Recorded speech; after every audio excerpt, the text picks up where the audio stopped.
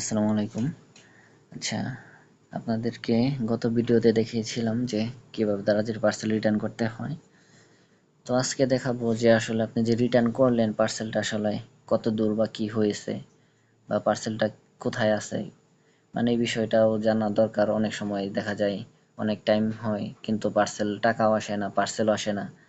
তখন আপনি কি করবেন আসলে? তখন দেখাচ্ছি যে দারাজ অ্যাপে যাবেন, যাওয়ার পরে অ্যাকাউন্টে চলে যাবেন।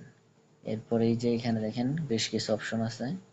তো আপনি যে পার্সেলটা রিটার্ন করছেন সেই পার্সেলটা রিটার্নে আসবে।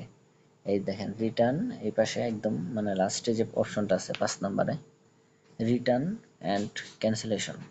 তো আমি এখানে চলে গেলাম।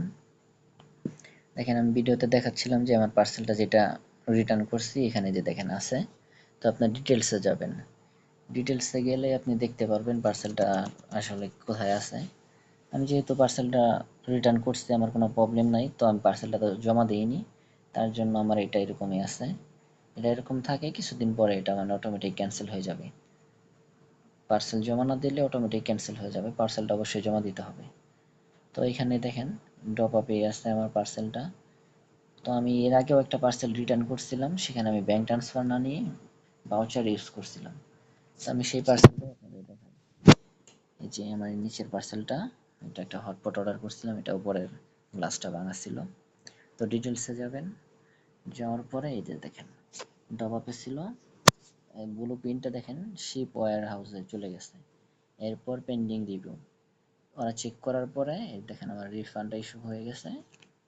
এই যে দেখেন রিফান্ড ইস্যু, আমি এটার আমার টাকা চলে আসছিল, টাকা না সরি ভাউচার আসছে। তো আমি ভাউচার দিয়েছিলাম, এই যে দেখেন আমার এখানে ভাউচার দেখাচ্ছে। তো আমি ভাউচারে যাবেন, এই যে দেখেন আমি ভাউচারটা ইউজ করে ফেলছি 385 টাকা। ভাউচার ব্যবহারের ক্ষেত্রে একটা বিষয় খুব জরুরি, যেটা হলো ভাউচার একবারই কপি করা যায়। তো আপনি যখন কোনো একটা পার্সেল অর্ডার করবেন, যেমন আমার এখানে 385 টাকার একটা ভাউচার আসছিল, আমি একটা পার্সেল অর্ডার করছি, তখন আমার এখান থেকে ভাউচারটা কপি করে নিতে হয়েছে। তো ভাউচারটা কপি করে আপনাকে অবশ্যই 400 টাকার একটা পার্সেল কিনতে হবে, অথবা এইখানে যে পার্সেলের দামটা আছে যেমন 385 টাকা, আপনাকে এর থেকে কিছু টাকা বেশি পরিমাণের একটা অর্ডার কিনতে হবে। তখন আপনি এটা ইউজ করতে পারবেন। ইউজ করার পর আপনার বাকি যে টাকাটা থাকবে সেটা আপনাকে নগদেই পেমেন্ট করে দিতে হবে। নগদে বলতে আপনার বিকাশ, রকেট, মানে যে কোনো অপশনে আপনি পেমেন্ট করে দিবেন।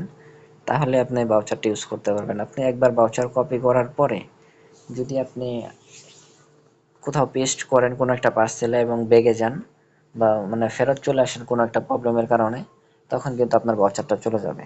তো এই বিষয়গুলো খেয়াল রাখতে হবে।